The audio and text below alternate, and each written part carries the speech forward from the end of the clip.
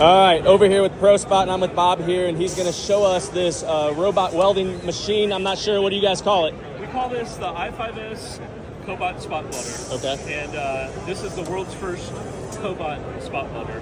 Cobot being something that's safe for people to be around. So when this thing goes to do a move, if it bumps into me like this, it stops. So that's what makes it a Cobot. They've had in big industry, putting cars together, big, huge robots with these spot welding on here, but they had to be completely guarded, and to program it, you really had to be an expert robot programmer. So, and they're also millions of dollars, so it didn't make any kind of sense for kind of the mid between manual and automation. Okay. And so that's what this is. Then I can just kind of come back over here, enable it, and tell it to continue on. So there's a screen there. And it'll go about its business. Okay. So after it bumped into me.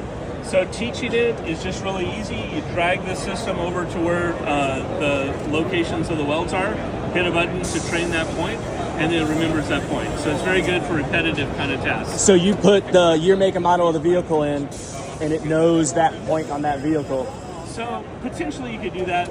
This really isn't a collision repair tool at this time. Okay.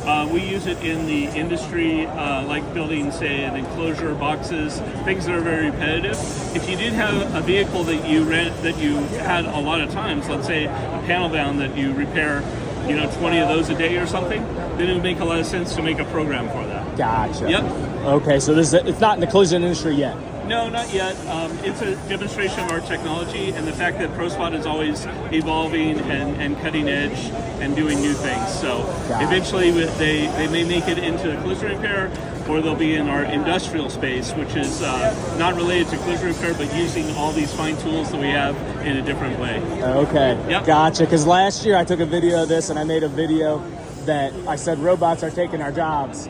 So needless to say, they're not taking my job yet. And even that, it's so we've had these deployed now into sheet metal shops and this kind of thing where they're doing fabrication.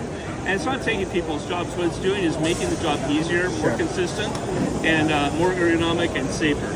So, gotcha. We're working with people. It's a cobot, not a robot. Right. So it's designed to be a helper, a tool for the technician and the assembly worker. Gotcha. How much does one of these run?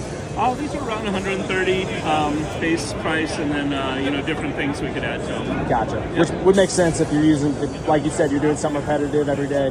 Exactly. It'd pay off. Yeah, it pays off very fast, actually. We've had ROIs in the industrial area of like less than 6 months. The machine's paid for itself. Wow. Awesome. Awesome. Well, thank you so much. You bet.